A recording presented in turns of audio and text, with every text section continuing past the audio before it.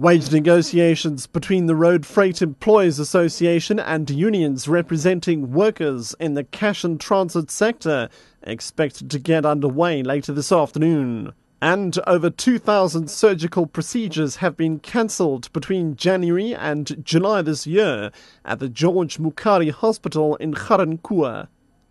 I'm Richard Brooks.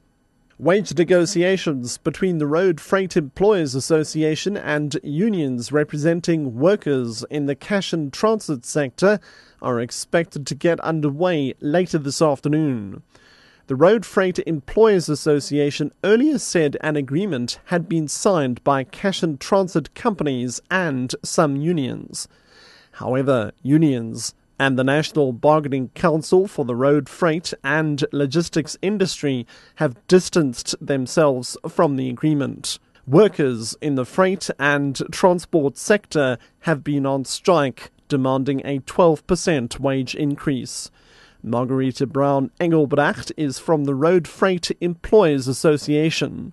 And what we understood from those companies were that they were expecting all of their workers to be back at work on Monday. However, we and the unions officially haven't sanctioned that agreement. That, at this point, is a company-level agreement. So it's an agreement between the employers and the employees of those companies. So I can't commit to, whether or not employees will be returning. I can't speak on their behalf.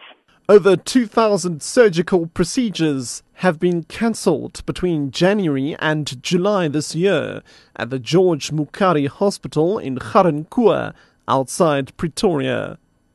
This is contained in a written response by Gauteng's Health MEC Hope Papo to the Democratic Alliance in the Gauteng legislature. A shortage of staff, faulty equipment and absent patients have been cited as the reasons behind the operations being cancelled. Tabile Mapanga has more. Papo says most of the operations were cancelled in the orthopedics department, where over 450 patients did not undergo the scheduled procedures, followed by general surgery with close to 350, 212 in the obstetrics department and 131 in the gynecology department. He says factors contributing to the cancellations were patient-related, where they either didn't arrive on the day or were unfit to be operated on. Papo mentioned faulty or unavailability of equipment as well as the shortage of doctors and theatre staff as the other contributing factors. The Democratic Alliance says it's unacceptable that more than 300 operations are cancelled every month and has called for urgent intervention to fix problems at the George Mukari Hospital. More than 300 employees of Rebone Furniture Factory at Mohwaze near Rustenburg in the northwest have embarked on an unprotected strike.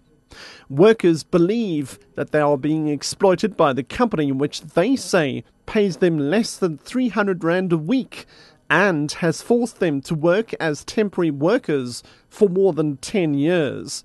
Tsepang Molale has more. Workers' Federation COSATU in the Northwest is alarmed by the abject conditions workers are subjected to. It says that some workers have even lost their lives while others have sustained injuries since they've been employed by the furniture factory. COSATU's Provincial Secretary Solipetwe has blamed the Department of Labour for not ensuring that companies strictly adhere to legislation that serve to protect workers' well-being. Petwe says they believe that labour inspectors are colluding with the company at the expense of the workers, and they therefore demand that the Chief Inspector of Labour goes down to the company to address the workers' grievances and help solve the impasse. At least 4 people have died and another 4 were seriously injured in separate traffic accidents in the Western Cape this weekend.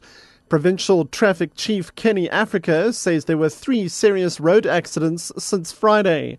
We had one pedestrian that was knocked down in Vredendal in the main road on Friday evening. And yesterday on the N2 at Baden-Powell, there was a collision between 3 vehicles and a 3-year-old kid died in that accident. And then early this morning, just outside Riversdal, 2 vehicles collided head-on and 2 passengers in the Volkswagen motor vehicle died. And another 4 occupants were seriously injured and taken to the hospital by helicopter.